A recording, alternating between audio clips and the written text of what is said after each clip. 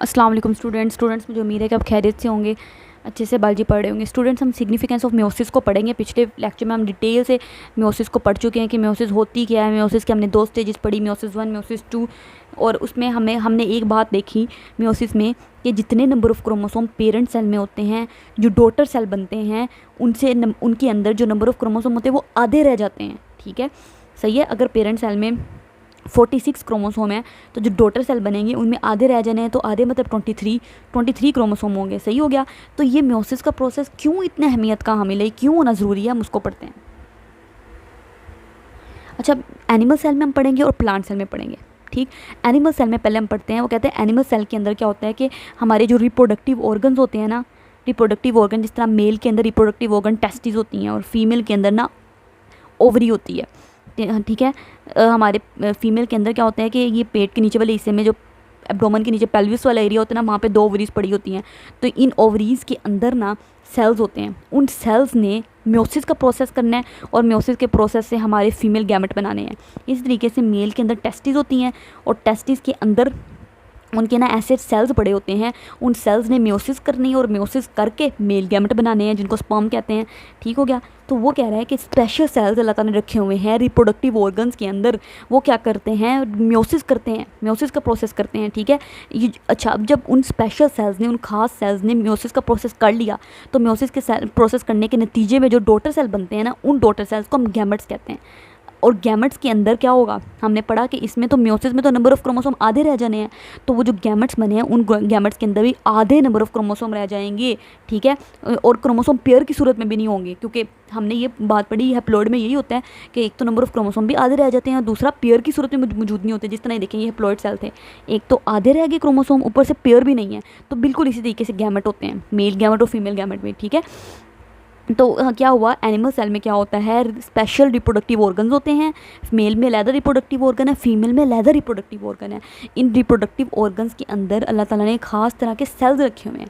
उन सेल्स ने मियोसिस का प्रोसेस करना है और मियोसिस का प्रोसेस करके डॉटर सेल बनाने हैं। वो जो डॉटर सेल्स बने हैं उन्हीं को गैमेट्स कहते हैं। ठीक है, यानी कि अगर मैं आपको यहाँ पे थोड़ा डायग्रामेटिकली दिखाना चाहूँ, अगर मेल है तो मेल के अंदर अगर ये रिप्रोडक्टिव ऑर्गन है टेस्टिस, तो टेस्टिस के अंदर स्पेशल सेल्स हैं।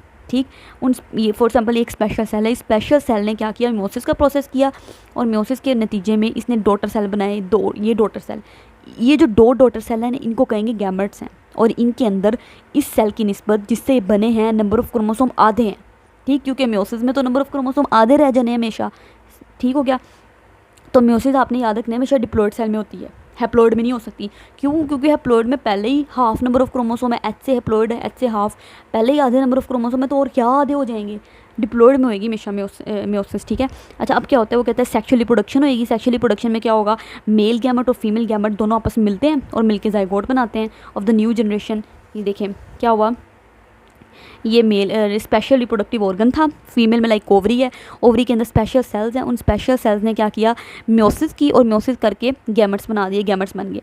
अब एक तो ये फीमेल गैमेट है ओवम, इसको एग कहते हैं। ठीक है, और जो मेल गैमेट होते हैं उसको स्पर्म कहते हैं। ठीक, ये सेक्शुअल रिप्रोडक्शन होगी और ये दोनों गैमेट्स आपस में मिल जाएंगे और दोनों गैमेट्स के आपस में मिलने से जो नई चीज़ बनती है उसको जाइगोट कहते हैं।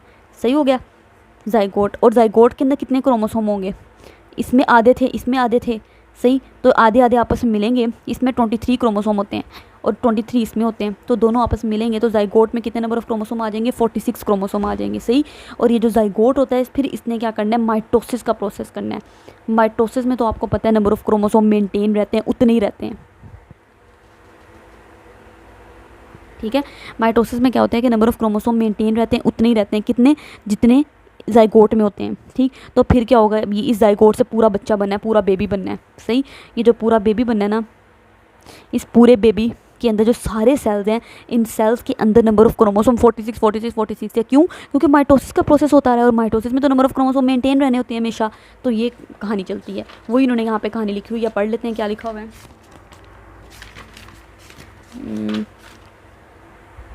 ये देखें, इन्होंने लिखा हुआ है सेक्सुअली प्रोडक्शन हुई जिसमें मेल और फीमेल गैमेट आपस में मिले और मिलके उन्होंने क्या बनाया, फर्स्ट सेल बनाया जिसको जाइगोट कहते हैं ऑफ द न्यू जनरेशन, क्योंकि जाइगोट ने एक नया बच्चा बनाना है। सही हो गया। तो original number of chromosome is restored in zygote, zygote के अंदर नंबर ऑफ क्रोमोसोम रिस्टोर्ड हो गए हैं, दोबारा जितने होने चाहिए थे उतने दोबारा आ गए हैं, 46 होने चाहिए थे 46 आ गए हैं। ठीक है, रिस्टोर हो गए नंबर ऑफ क्रोमोसोम, क्योंकि आपको पता है गैमेट्स में नंबर ऑफ क्रोमोसोम आधे आधे हो गए थे ना, तो आधे आधे जब आपस में मिले तो जाइगोट में नंबर ऑफ क्रोमोसोम रिस्टोर हो गए हैं, मतलब जितने 46 तो 46 ही हो गए, बहाल हो गए हैं। ठीक है, अब ये जो जाइगोट है इसमें मैंने आपको बताया इसने माइटोसिस करनी है, मैनी टाइम करते रहना इसने माइटोसिस, और फिर इसने एक न्यू एनिमल, एक न्यू बच्चा बना देना, न्यू ऑफस्प्रिंग बना देना है। सही हो गया। ये हमारे पास एनिमल्स के अंदर हो गया। प्लांट्स के अंदर भी दो तरह के प्लांट्स होते हैं, एक होते हैं फ्लावरिंग प्लांट, एक होते हैं नॉन फ्लावरिंग प्लांट। जाहिर सी बात है, नाम से पता लग रहा है, फ्लावरिंग प्लांट जो फ्लावर प्रोड्यूस करेंगे, नॉन फ्लावरिंग प्लांट जो फ्लावर नहीं प्रोड्यूस करेंगे। सही। अभी जो फ्लावरिंग प्लांट होते हैं ना उनकी हम बात करेंगे, उनके अंदर ना जाहिर सी बात है उन्होंने फ्लावर प्रोड्यूस करने हैं, तो जो फ्लावर्स होते हैं ना उनके अंदर स्पेशलाइज्ड सेल्स होते हैं जो म्योसिस करते हैं। हमारे अंदर क्या था, हमारे अंदर रिप्रोडक्टिव ऑर्गन्स थे, और रिप्रोडक्टिव ऑर्गन्स के अंदर अल्लाह ताला ने खास तरह के सेल रखे हुए थे जो म्योसिस करते थे।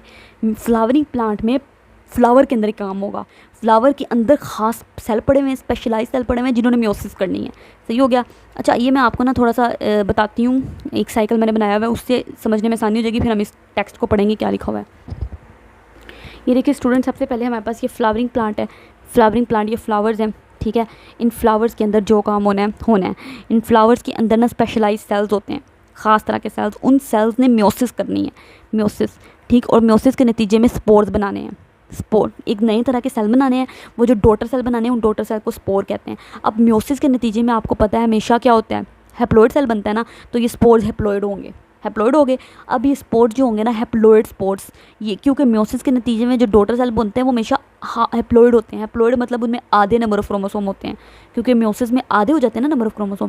फिर ये जो स्पोर्स है ना, इन्होंने डेवलप करने एक नई जनरेशन के अंदर, उस जनरेशन को कहते हैं गैमेटोफाइट जनरेशन, वो भी हैप्लॉइड होएगी। क्यों? क्योंकि हैप्लॉइड से हैप्लॉइड ही हो सकता है। ठीक है, फिर ये गैमेटोफाइट जनरेशन ने भी क्या करना है, गैमेटोफाइट नाम से पता लग रहा है ऐसी जनरेशन है जो गैमेट्स बनाती है, इसने गैमेट बनाने हैं इस जनरेशन ने। ठीक है, इस जनरेशन में गैमेट्स, दो तरह के गैमेट्स होते हैं, मेल गैमेट और फीमेल गैमेट बनाने हैं। और ये काम कैसे होना है, ये माइटोसिस के प्रोसेस से काम होना है। क्यों? क्योंकि ये बात आपने याद रखनी है हमेशा, जो म्योसिस का प्रोसेस होता है ना, म्योसिस का प्रोसेस जो होता है वो हमेशा डिप्लॉइड सेल में होता है। म्योसिस क्यों? क्योंकि म्योसिस में नंबर ऑफ क्रोमोसोम आधे होने हैं, तो डिप्लॉइड होंगे तो आधे होंगे, और म्योसिस में हमेशा डिप्लॉइड से हैप्लॉइड सेल बनते हैं। ठीक, माइटोसिस में अलबत्ता क्या होता है, माइटोसिस में सेम नंबर ऑफ क्रोमोसोम रहने हैं, तो अगर हैप्लॉइड है तो हैप्लॉइड से हैप्लॉइड रहेगा। ठीक, और अगर डिप्लॉइड है तो डिप्लॉइड से डिप्लॉइड रहेगा माइटोसिस में। क्यों? क्योंकि सेम नंबर ऑफ क्रोमोसोम रहने हैं। तो क्या हुआ, गैमेटोफाइट जनरेशन ने गैमेट्स बनाने हैं। अब ये खुद हैप्लॉइड है, सही है, गैमेटोफाइट जनरेशन खुद हैप्लॉइड है, तो हैप्लॉइड जो होता है ना, उसने गैमेटोफाइट जनरेशन ने माइटोसिस करनी है, और माइटोसिस के नतीजे में मैंने आपको बताया क्या होता है माइटोसिस में मैंने अभी दिखाया, माइटोसिस में हैप्लॉइड है तो हैप्लॉइड ही रहना है, डिप्लॉइड है तो डिप्लॉइड ही रहना है। सही, तो ये माइटोसिस हो रही है तो हैप्लॉइड है तो हैप्लॉइड ही रहेगा, जो गैमेट्स बनेंगे वो हैप्लॉइड गैमेट बनेंगे, male haploid gamete, female gamete, ये दोनों गैमेट आपस में मिलते हैं, मिलकर जाइगोट बनाएंगे। अब जो जाइगोट है ना, उसमें नंबर ऑफ क्रोमोसोम क्या हो गए, ये दोनों आपस मिले और मिलके जाइगोट में नंबर ऑफ क्रोमोसोम डबल हो गए, तो जाइगोट डिप्लॉइड है। सही, तो जाइगोट ने फिर माइटोसिस करनी है, और माइटोसिस करके दोबारा एक पूरा पौधा बना देना है। सही हो गया, तो वो जो पौधा होगा ये भी डिप्लॉइड था, वो पौधा भी डिप्लॉइड होएगा। सही है, 2n का मतलब होता है डिप्लॉइड, और n का मतलब होता है हमेशा हैप्लॉइड। ये साइकिल है पौधों के अंदर चलती, यानी कि पौधों के अंदर म्योसिस का प्रोसेस भी हो रहा है, माइटोसिस भी हो रही है, माइटोसिस हो रही है, म्योसिस भी हो रही है। अब हम बुक से पढ़ लेते हैं, बुक में क्या लिखा हुआ है, ये देखें, बुक में इन्होंने लिखा हुआ है कि फ्लावर्स जो होते हैं, फ्लावर जो होते हैं उनमें स्पेशलाइज खास तरह के सेल्स होते हैं जिन्होंने म्योसिस करनी होती है। सही हो गया, ये देखें, फ्लावरिंग प्लांट में फ्लावर में खास तरह के सेल्स होते हैं, उन सेल्स ने म्योसिस करनी है, और म्योसिस के नतीजे में स्पोर्स बनाने हैं। ठीक है, स्पोर्स बनाते हैं। अब क्या होगा, जब डॉटर सेल्स कार्ड स्पोर्स बनते हैं, वो जो स्पोर्स होते हैं उनमें क्या होता है, हाफ नंबर ऑफ क्रोमोसोम, आधे क्रोमोसोम है। ये देखो स्पोर्स हैं, स्पोर्स में आधे नंबर ऑफ क्रोमोसोम है, n का मतलब होता है हमेशा आधे नंबर ऑफ क्रोमोसोम, 2n का मतलब होता है डबल नंबर ऑफ क्रोमोसोम। ठीक है, तो जो स्पोर बने उनमें आधे नंबर ऑफ क्रोमोसोम है। क्यों? क्योंकि वो म्योसिस से बने हैं ना, म्योसिस में तो नंबर ऑफ क्रोमोसोम आधे ही रह जाते हैं। सही है, उसके बाद क्या हुआ, अच्छा, जो स्पोर्स बने, स्पोर्स में हाफ नंबर ऑफ क्रोमोसोम है। उसके बाद क्या हुआ, ये तो बार बार कैमरा हिल जाता है। ये जो स्पोर्स होते हैं इन्होंने ग्रो करना है किसमें, न्यू जनरेशन के अंदर, इनसाइड द फ्लावर। ये सारा काम फूलों के अंदर ही हो रहा है, वो जो फ्लावर्स के अंदर ही प्रोडक्टिव सेल है सारा काम वही कर रहे हैं। तो फ्लावर्स के अंदर ही सारा काम हो रहा है, इनसाइड द फ्लावर्स। फ्लावर्स के अंदर वो कहते हैं जो स्पोर्स है ना, इन्होंने एक नई जनरेशन के अंदर डेवलप कर जाना है। ये देखिए, ये स्पोर्स हैं, इन स्पोर्स ने क्या करना है, ये स्पोर्स हैं, इन स्पोर्स ने एक नई जनरेशन के अंदर डेवलप कर जाना है। उस जनरेशन को कहते हैं गैमेटोफाइट। पुरानी बुक्स में तो इन्होंने सारा डिटेल से बताया था, उस जनरेशन का नाम भी बताया हुआ था, लेकिन अब नई बुक्स में ऐसा नहीं है, लेकिन उस जनरेशन का नाम गैमेटोफाइट है। ठीक है, स्पोर्स ने क्या किया, न्यू जनरेशन के अंदर डेवलप कर जाना है जिसका नाम गैमेटोफाइट होता है। सही है। अच्छा, और ये सारा काम फूलों के अंदर हो रहा है। उसके बाद क्या हुआ, ये जो जनरेशन थी गैमेटोफाइट जनरेशन, इसने गैमेट्स प्रोड्यूस करने हैं। कैसे, बाय माइटोसिस, माइटोसिस के प्रोसेस के ज़रिए से। ठीक है, ये देखें वही बात, गैमेटोफाइट जनरेशन ने गैमेट्स प्रोड्यूस किए। कैसे प्रोड्यूस किए, माइटोसिस के प्रोसेस के साथ। सही हो गया। उसके बाद ये गैमेट्स आपस में ज्वाइन करते हैं, ज्वाइन करके जाइगोट बना देते हैं। ये देखिए, दोनों मेल और फीमेल गैमेट आपस में मिलेंगे और मिलकर जाइगोट बना देंगे। सही हो गया। और जो जाइगोट है उसके अंदर फुल सेट ऑफ क्रोमोसोम, क्योंकि जाइगोट 2n है, 2n का मतलब होता है diploid, double number of chromosome. Double number of chromosome मतलब फुल सेट ऑफ क्रोमोसोम। सही हो गया। अच्छा, उसके बाद क्या होगा, जाइगोट अंडरगो माइटोसिस। ये जाइगोट ने माइटोसिस करनी है। ये देखिए, जाइगोट ने माइटोसिस करनी है और माइटोसिस करके इसने develop into a new plant, और एक नया पौधा बना देना है इस जाइगोट ने। तो ये जाइगोट ने माइटोसिस की और माइटोसिस करके एक न्यू प्लांट बना दिया। इसलिए आप पहले इस साइकिल को अच्छे से देख लीजिएगा ताकि आपको अच्छे से समझ आ जाए क्या फ्लावर्स के अंदर स्पेशलाइज सेल्स है जिनको रिप्रोडक्टिव सेल्स कहते हैं। उन रिप्रोडक्टिव सेल ने मेयोसिस करके स्पोर बनाने हैं। स्पोर्स ने नई न्यू जनरेशन के अंदर डेवलप करना है जिसको गैमेटोफाइट जनरेशन कहते हैं। और गैमेटोफाइट जनरेशन ने माइटोसिस करनी है और माइटोसिस करके मेल और फीमेल गैमेट बनाने हैं। मेल और फीमेल गैमेट आपस में यूनाइट करके डिप्लॉयड जाइगोट बनाएंगे। ये जो जाइगोट होएगा ये इसके अंदर फुल सेट ऑफ क्रोमोसोम है और जाइगोट ने माइटोसिस करनी है और माइटोसिस करके एक न्यू प्लांट बना देना है। बात खत्म। बस इस साइकिल से आपने पूरा अच्छे से याद कर लेना है। पैराग्राफ आपको याद करने की इस तरीके से ज़रूरत नहीं पड़ेगी, वो साइकिल अच्छे से देख ले। उसके बाद दूसरा फ़ायदा है एक जाइगोट का, एक मेयोसिस का ये फ़ायदा है कि मेयोसिस ने क्या किया, नंबर ऑफ़ क्रोमोसोम को मेनटेन रखा। अगर मेयोसिस ना होती तो नंबर ऑफ़ क्रोमोसोम अगली जनरेशन के अंदर डबल होते रहते। क्यों? सपोज कर लो मेयोसिस का प्रोसेस नहीं है, मेयोसिस नहीं है तो मेल के अंदर भी 46 क्रोमोसोम, फीमेल जाइगोट में भी 46 क्रोमोसोम होते। तो 46 और 46 क्रोमोसोम आपस में मिलके देखें कितने क्रोमोसोम बन जाते, 92। फिर इसी तरीके से आगे गैमेट्स आते, हर गैमेट में 92 क्रोमोसोम होते। तो फिर आपस में मिल किस तरह तो क्रोमोसोम की पता नहीं कहाँ तक पहुँच जानी थी। तो नंबर ऑफ़ क्रोमोसोम मेंटेन रखने के लिए अल्लाह ताला ने मेयोसिस का प्रोसेस रख दिया। पहले फ़ायदा। दूसरा फ़ायदा मेयोसिस का क्या है, meiosis bring genetic diversity. Meiosis ने जेनेटिक डाइवर्सिटी लेके आनी है। क्या मतलब, मैंने आपको बताया जैसा कि बच्चे अपने वालिदैन से, अपने बाकी बहन भाइयों से मुख्तलिफ हैं। हालांकि बाकी जो आपके बहन भाई हैं वो भी तो आपके पेरेंट्स से ही, मतलब ऑब्वियसली पेरेंट्स से रिप्रोड्यूस हुए हैं, आप भी अपने पेरेंट्स से रिप्रोड्यूस हुए हैं, लेकिन आप अपने बाकी बहन भाइयों से मुख्तलिफ क्यों हैं? इस मेयोसिस की वजह से। ठीक है, मेयोसिस की वजह से हम अपने बहन भाइयों से मुख्तलिफ होते हैं। तो ये इतना बड़ा फ़ायदा है मेयोसिस का, thanks to the process of meiosis. वरना सारे बहन भाई एक दूसरे से मिक्स हो जाते हैं।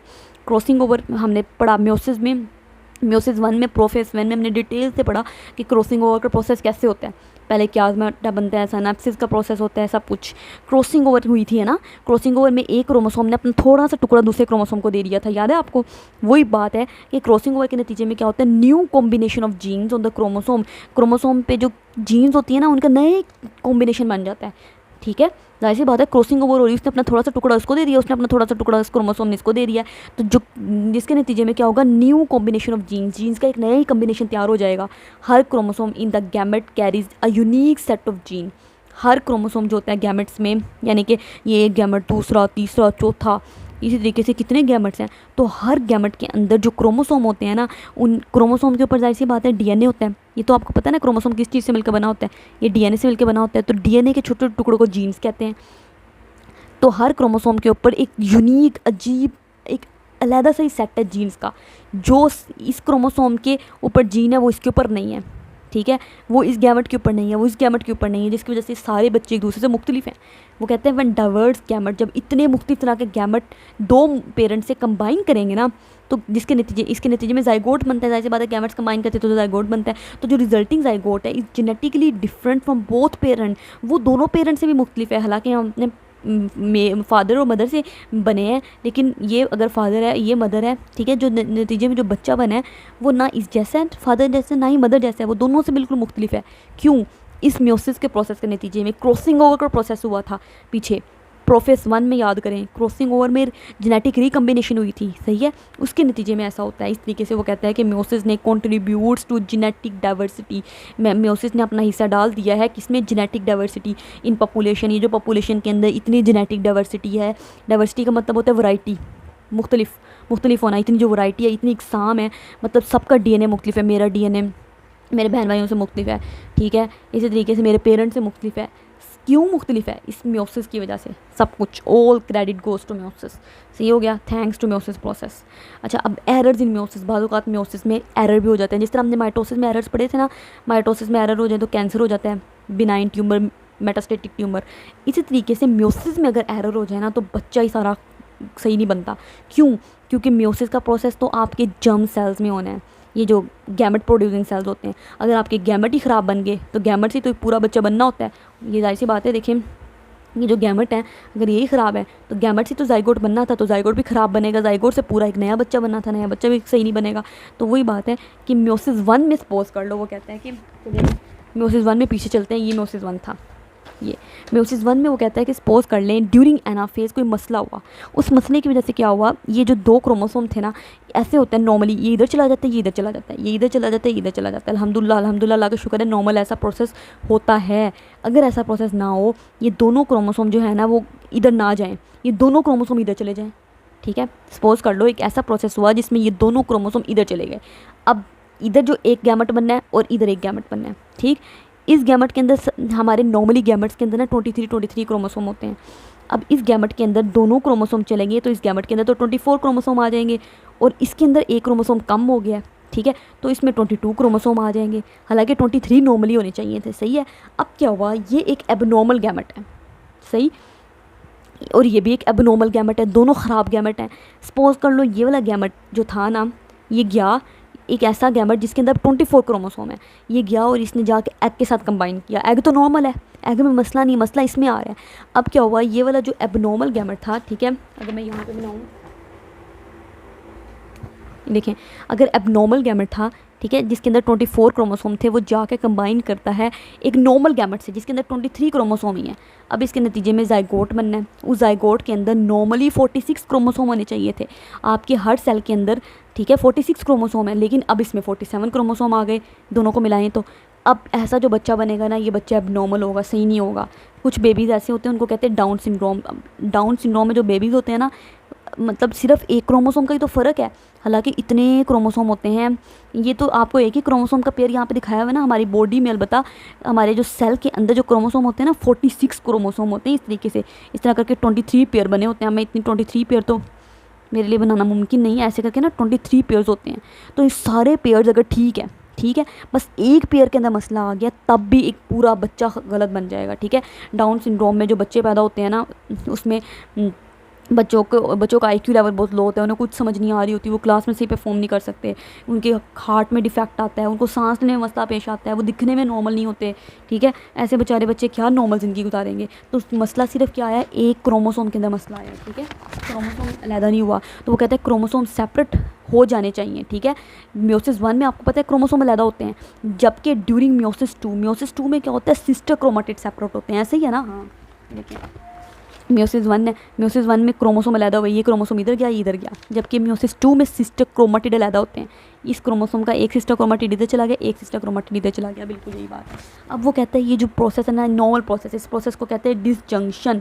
डिस का मतलब हमेशा होता है नॉट, ठीक, और जंक्शन का मतलब होता है जंक्शन, मिले रहना, ठीक है, मीट, नॉट मीट, मतलब 2 क्रोमोसोम आपस में मिले हुए नहीं है, अच्छी बात है, उनको नहीं मिले रहना चाहिए, उनको अलहदा हो जाना चाहिए, ठीक है। मतलब कि ये वाला जो क्रोमोसोम है, इसको इधर चले जाना चाहिए, इसको इधर चले जाना चाहिए, ये एक नॉर्मल प्रोसेस है, ऐसा होना चाहिए। इसको कहते हैं इसको कहते हैं डिसजंक्शन। ये प्रोसेस अच्छा है, ऐसा होना चाहिए, और ये डिसजंक्शन का प्रोसेस है। लेकिन बाज़ औक़ात क्या हुआ, मैंने आपको बताया, दोनों क्रोमोसोम अलग नहीं हुए, दोनों क्रोमोसोम इधर चले गए, तो इस प्रोसेस को कहते हैं, अब ये डिसजंक्शन नहीं हुई, नॉन डिसजंक्शन, ठीक है, नॉन डिसजंक्शन कहता है। बाज़ औक़ात क्या होता है, ये गलत प्रोसेस है, नॉन डिसजंक्शन का प्रोसेस हो जाता है। इस प्रोसेस में क्या होता है, डॉटर सेल जो गैमेट्स बनते हैं उनमें ज़्यादा नंबर ऑफ़ क्रोमोसोम आ गए या less than normal number of chromosome, जितने नॉर्मल नंबर ऑफ़ क्रोमोसोम 23 होते हैं ना, उससे ज़्यादा आ गए या कम आ गए, ठीक।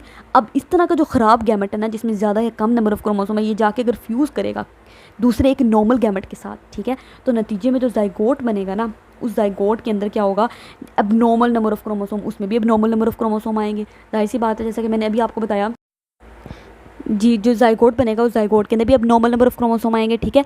अगर इस तरह का ज़ाइगोट डेवलप करके एक पूरा बच्चा बना देता है, ठीक है, तो जो नतीजे में जो रिजल्टिंग ऑफस्प्रिंग जो बच्चा बनेगा ना, suffers from severe medical problem, उसको बहुत मेडिकल प्रॉब्लम आते हैं।